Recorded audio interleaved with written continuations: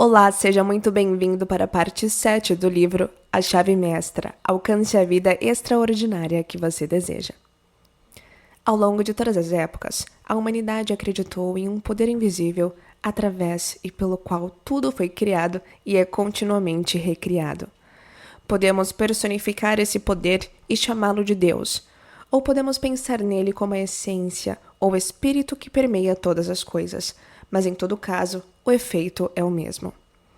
No que tange ao individual, ao objetivo, ao físico, ao visível, é o pessoal que pode ser reconhecido pelos sentidos.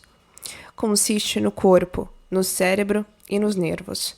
O subjetivo é o espiritual, o invisível, o impessoal. O pessoal é consciente porque é uma entidade pessoal. O impessoal, tendo a mesma natureza e qualidade de todos os outros seres, não é consciente de si mesmo e, portanto, foi batizado de subconsciente. O pessoal, ou consciente, tem o poder da vontade e de escolha e, portanto, pode discernir ao selecionar os métodos a serem utilizados para resolver os problemas. Agora, o impessoal, ou espiritual, sendo parte ou uno com a fonte e origem de todo o poder, não é necessariamente capaz de fazer escolhas, mas, por outro lado, tem recursos infinitos ao seu dispor. Ele pode gerar e gera resultados por meio de métodos que a mente humana ou individual não é sequer capaz de conceber. Portanto, você verá que é uma escolha sua depender da vontade humana, com todas as suas limitações e concepções equivocadas, ou utilizar as potencialidades do infinito, fazendo uso da mente subconsciente. Aqui está, então, a explicação científica do maravilhoso poder que você tem em mãos. Se for capaz de entendê-lo, apreciá-lo e reconhecê-lo, uma forma de utilizar conscientemente esse poder onipotente é descrita na parte 7.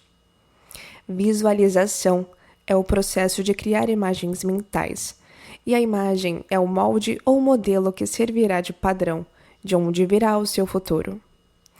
Crie um padrão claro e belo. Não tenha medo. Faça com que seja grandioso. Lembre-se, não há limites, exceto aqueles impostos por você mesmo. Não há limitação imposta por custo ou materiais. Use os recursos do infinito em sua criação e construa em sua imaginação. Esse padrão precisa estar em sua mente antes de poder surgir em qualquer outro lugar. Crie uma imagem clara e bem delineada e a mantenha firme em sua mente, e então poderá trazê-la mais para perto de você de forma gradual e constante. Você pode ser o que deseja ser. Esse é outro fato psicológico bem conhecido, mas infelizmente ler sobre isso não lhe trará nenhum resultado que você tenha em mente, não o ajudará nem mesmo a formar uma imagem mental, muito menos a fazê-la se manifestar. É necessário trabalho, um trabalho mental pesado e difícil, o tipo de esforço que poucos estão dispostos a fazer. O primeiro passo é a idealização. Esse é o passo mais importante porque é a planta que servirá de base para sua construção. Ela deve ser sólida, deve ser permanente. O arquiteto, ao projetar um prédio de 30 andares, coloca na planta cada linha e cada detalhe antes da execução. O engenheiro, ao projetar uma ponte sobre o precipício, calcula primeiro a força estrutural de cada parte da ponte separadamente. Eles veem o resultado final antes de cada passo. Então, você deve ver em sua mente o que deseja. Você está plantando a semente, mas antes de fazê-lo, deve saber o que pretende colher. Isso é idealização. Se não tiver certeza do que quer, volte ao lugar em que faz seus exercícios todos os dias, até que a imagem esteja clara em sua mente. Ela surgirá de forma gradual. Primeiro, o plano geral será vago, mas aos poucos tomará forma. Os traços ficarão mais nítidos e depois virão os detalhes. E gradualmente você desenvolverá o poder que lhe permitirá formular planos que se materializarão no mundo objetivo. Você saberá o que o futuro lhe reserva. Então, vem o processo de visualização. Você deve ver a imagem cada vez mais completa, ver os detalhes e, conforme os detalhes forem se revelando, ver as formas e os meios para fazer com que ocorra a manifestação. Uma coisa leva a outra. O pensamento leva à ação, a ação leva aos métodos, os métodos levam aos amigos e os amigos levaram às circunstâncias. Finalmente, a terceira etapa, ou materialização, será completada. Todos nós reconhecemos que o universo deve ter sido pensado antes de se materializar. E se estivermos dispostos a seguir as diretrizes do grande arquiteto do universo, veremos nossos pensamentos tomando forma, exatamente como o universo ao se concretizar. É a mesma mente operando no individual. Não há diferença quanto à natureza ou à qualidade. A única diferença é o grau. O arquiteto visualiza seu edifício. Ele vê como deseja que a construção seja. Seu pensamento se torna um molde plástico do qual o edifício surgirá em algum momento. Um prédio alto ou baixo, requintado ou simples. A visão do arquiteto toma forma no papel e então o material necessário é utilizado e o edifício é concluído. O inventor visualiza sua ideia exatamente do mesmo modo. Por exemplo, Nikola Tesla e seu enorme intelecto, um dos maiores inventores de todos os tempos, o homem que produziu as realidades mais incríveis, ele sempre visualizou suas invenções antes de tentar colocá-las em prática. Ele não tinha pressa para materializá-las, nem gastava seu tempo tendo que corrigir seus defeitos depois. Primeiro, ele desenvolvia a ideia em sua imaginação, ele a mantinha lá como uma imagem mental a ser reconstruída e melhorada por seu pensamento. Eu consigo desenvolver rapidamente e aperfeiçoar uma ideia sem ter que colocar minhas mãos em nada. Depois que já incorporei a invenção, toda melhoria que consegui imaginar e vi que não há nenhum tipo de falha, eu a materializo, o fruto do meu cérebro. Minha invenção sempre funciona exatamente como eu havia imaginado. Em 20 anos, não houve uma única exceção. Se você for capaz de seguir meticulosamente essas instruções, desenvolverá fé, o tipo de fé que é a matéria das coisas desejadas, evidência das coisas não vistas. Você desenvolverá confiança, o tipo de confiança que leva à perseverança e à coragem. Você desenvolverá o poder de concentração que lhe permitirá eliminar todos os pensamentos que não estejam relacionados com o seu propósito. Segundo a lei, o pensamento se manifestará na forma, e só aquele que sabe como ser o pensador divino de seus próprios pensamentos pode assumir a posição de mestre e falar com propriedade. Clareza e nitidez são obtidas apenas ao se ter repetidamente a imagem na mente. Cada ação repetida torna a imagem mais clara e nítida que a anterior, e a mesma clareza e nitidez terá a manifestação externa da imagem. Você deve criar essa imagem com firmeza e segurança em seu mundo mental. O mundo interior, antes que ela possa tomar forma no mundo exterior, e você não consegue criar nada de valor, nem mesmo no mundo mental. Se não tiver os materiais adequados, com o material certo, você pode criar qualquer coisa que desejar, mas deve ter certeza desse material. Você não pode fazer um traje fino usando tecido de má qualidade. Esse material será produzido por milhões de silenciosos trabalhadores mentais e assumirá a forma da imagem que você tem em mente. Pense só, você tem mais de 5 milhões desses trabalhadores mentais ativos e prontos para agir. Eles são chamados de neurônios. Além disso, há também uma força de reserva composta por um número de mínimo igual, pronta para entrar em ação diante da menor necessidade. Portanto, seu poder de pensar é quase ilimitado. Isso significa que seu poder de criar o tipo de material necessário para construir para si mesmo qualquer tipo de ambiente desejado também é praticamente ilimitado. Além desses milhões de trabalhadores mentais, você tem bilhões de trabalhadores mentais em seu corpo, e cada um deles tem inteligência suficiente para entender e agir de acordo com qualquer mensagem ou sugestão. Essas células estão todas ocupadas, criando e recriando o corpo, mas além disso, elas têm atividade psíquica que as permite atrair para si a substância necessária para aperfeiçoar seu desenvolvimento. Elas fazem isso segundo a mesma lei e do mesmo modo que toda forma de vida atrai para si as substâncias necessárias para o seu crescimento.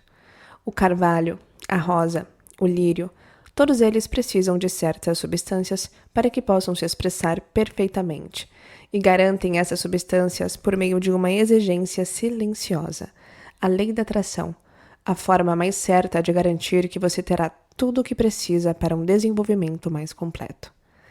Crie a imagem mental. Crie uma imagem clara, nítida e perfeita. Mantenha essa imagem firmemente. As formas e os meios surgirão. Aparecerão recursos para atender às suas necessidades. Você será levado a fazer o que é certo, no momento certo e da forma certa. O desejo sincero resultará em expectativa confiante, que por sua vez deve ser reforçada pela exigência firme. Essas três coisas certamente levarão à realização, porque o desejo sincero é o sentimento, a expectativa confiante é o pensamento e a exigência firme é a vontade. Como já vimos, o sentimento dá energia ao pensamento e a vontade o mantém firme até que a lei do crescimento faça com que ele se manifeste. Não é incrível que o ser humano tenha um poder tão grande dentro de si, faculdades transcendentais que desconhece totalmente? Não é estranho que desde o início sejamos ensinados a buscar a força e poder do lado de fora. Somos ensinados a procurar em toda parte, menos do lado de dentro. E toda vez que esse poder se manifesta em nossas vidas, nos dizem que foi algo sobrenatural.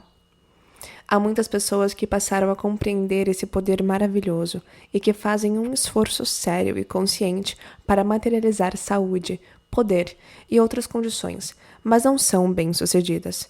Elas não parecem capazes de colocar a lei em ação. A dificuldade, em quase todos os casos, é que essas pessoas estão lidando com fatores externos. Elas querem dinheiro, poder, saúde e fartura, mas não percebem que esses são os efeitos, e esses efeitos só vêm se suas causas forem encontradas. Aqueles que não dão atenção ao mundo exterior tentarão apenas determinar a verdade, buscarão apenas a sabedoria e descobrirão que essa sabedoria mostrará e revelará a fonte de todo poder, que se manifestará no pensamento e no propósito que criarão as condições externas desejadas. Essa verdade será expressa em um propósito nobre e em ações corajosas. Crie apenas os ideais, sem pensar nas condições externas. Torne o mundo interior belo e opulento, e o mundo exterior expressará e manifestará as condições existentes no interior. Você compreenderá seu poder de criar ideais, e esses ideais serão projetados no mundo dos efeitos. Por exemplo, um homem endividado. Ele estará sempre pensando na dívida, se concentrará nela, e como os pensamentos são as causas, o resultado será que ele não só manterá essa dívida à sua volta, mas também gerará mais dívidas. Ele está colocando a grande lei da atração em ação com resultado habitual e inevitável. Prejuízo leva a um prejuízo maior.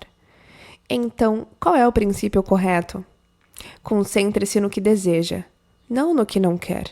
Pense na fartura, idealize os meios e planeje colocar a lei da abundância em ação. Visualize a condição que a lei da abundância cria. Isso resultará em manifestação.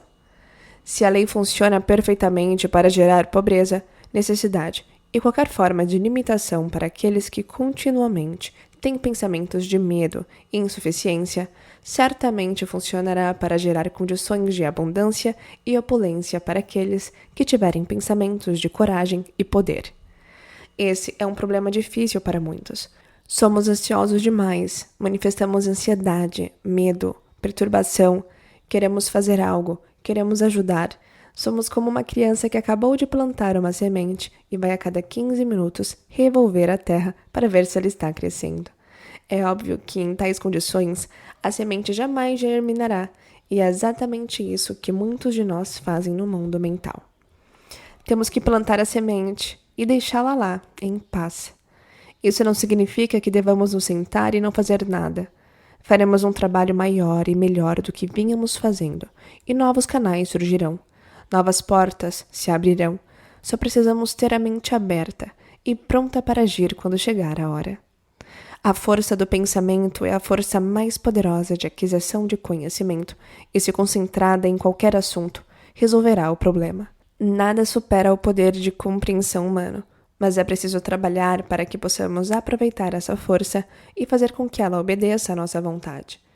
Lembre-se de que o pensamento é o fogo que gera o vapor que faz girar a roda da fortuna, da qual dependem suas experiências. Faça algumas perguntas a si mesmo e aguarde a resposta.